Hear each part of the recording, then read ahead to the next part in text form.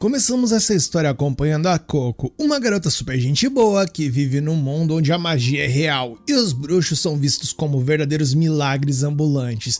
Diferente daquelas histórias de caças às bruxas, onde a galera é vista como escória, nesse anime eles são tratados como verdadeiras celebridades. A Coco é doida pra ser uma bruxa, mas tem um pequeno detalhe nessa história, gente. Ela é uma humana comum e nesse mundo, meus queridos, ou você nasce com o dom, ou esquece, você jamais se torna um deles. Um belo dia, enquanto ela estendia o que parecia ser uma montanha infinita de roupa suja da família, ela avista uma carruagem puxada por um Pégaso pousando perto de casa. E mano, ela nunca tinha visto um bicho daqueles por perto. Por conta disso, ela desce voando, não ironicamente, pra pedir pra mãe dela pra dar uma espiada, mas na empolgação ela quase atravessa um cara que estava parado na porta da loja de tecidos da família. Ela pede desculpas, toda sem jeito ali, mas o cara é super de boa e assume que a culpa é dele por estar moscando na frente da porta.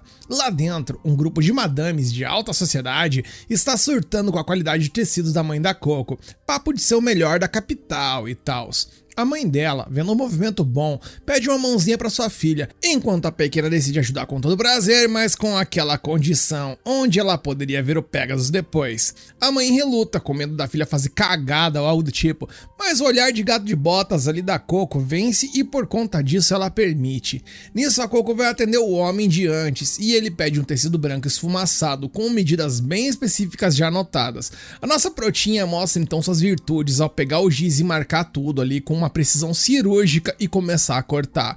O cara fica encarando ela de um jeito que até eu ficaria desconfortável, mas na real ele estava embasbacado com a assertividade dela. Tanto é que ele até manda um "nossa, sua habilidade é tão boa que parece magia", e isso pega no calcanhar de Aquiles a menina, pois para ela comparar o trabalho manual dela com a magia de verdade é quase como se fosse uma ofensa, pois ela acha que o que faz é medíocre perto do que os bruxos realizam. O homem percebe que ela é fanática pelo assunto e pergunta o porquê.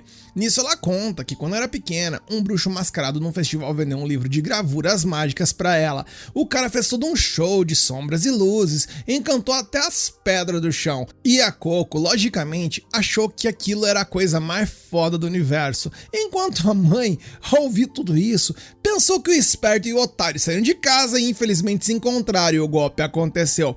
Mas como a menina tava felizona da vida, ela deixou passar. O problema, no entanto, veio depois, pois a mãe explicou que bruxos são um grupo fechado. Ou nasce sendo um, ou não tem conversa, e isso destruiu completamente o sonho da Coco, mas ela continua amando observar a magia de longe mesmo assim. E enquanto eles conversavam, eis que um barulho alto veio lá de fora, e ao saírem verificar, eles perceberam que a carruagem do Pégaso tombou. E quem foi, meus queridos? Sim, foi os amigos da Coco. Os moleques foram curiosos demais e um deles bateu a cabeça num disco mágico embaixo da carruagem, quebrando o artefato que fazia o bicho voar.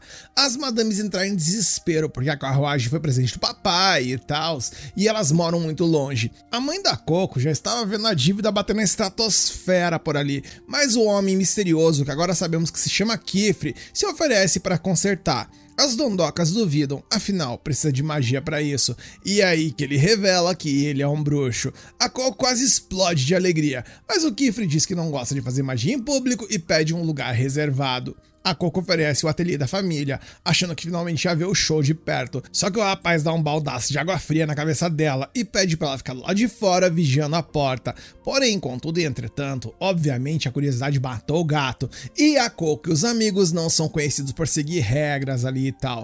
Os moleques tentaram subir no telhado pra espiar e ela vai atrás pra dar bronca, mas acaba cedendo e resolve espiar também. Eles tentam pela janela, mas o Kifre fechou as cortinas e enquanto os moleques desistem, a Coco lembra que deixou o alçapão do telhado aberto quando foi estender as roupas. Ela então entra sorrateira por ali e olha por uma fresta. E aí, meus amigos, o mundo dela simplesmente vira de cabeça para baixo, porque ela vê o rapaz desenhando.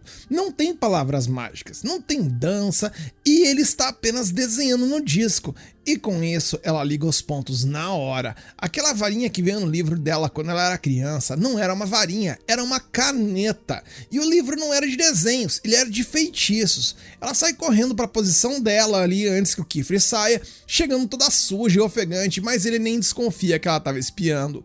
Ele então conserta a carruagem e as madames vão embora felizes e ele parte também.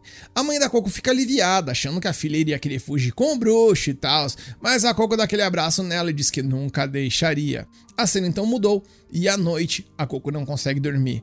Ela então pega a varinha caneta dela, por assim dizer, e descobre como coloca a tinta e então começa a praticar os desenhos do livro. No começo nada acontece porque ela é péssima em desenhar círculos perfeitos, mas com uma gota de tinta caindo por ali e fechando o círculo, o negócio começou a funcionar e então vemos que fogos de artifício aparecem no quarto dela e ela fica em êxtase, afinal, ela finalmente pode ser uma bruxa.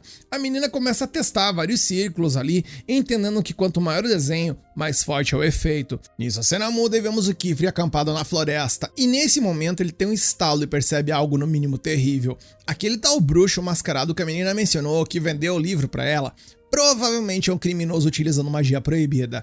A cena volta pra Coco, que na empolgação decide copiar o feitiço mais complexo do livro, fazendo a cópia ali através do papel pra sair perfeito. E no momento em que o desenho brilha, o Kifri aparece do nada na janela dela gritando: "O que foi que você fez?" Mas aí, meus queridos, infelizmente já era tarde. O feitiço começa a criar cristais gigantes que engolem a casa toda. A mãe dela sai pra ver o que tá rolando e antes que pudesse reagir, o cristal a pega. Em segundos, a mãe da Coco é selada num bloco de cristal eterno. O rapaz segura a Coco para ela não ser pega também, explicando que aquilo é uma magia proibida e que não tem volta. Desesperada, a Coco quase se joga do alto para tentar salvar a mãe, mas ele a resgata. Ele explica que as leis dos bruxos são rígidas, justamente para evitar esses acidentes, e que como ela descobriu o segredo da magia, que no caso ela é desenhada, ele teria que apagar a memória dela.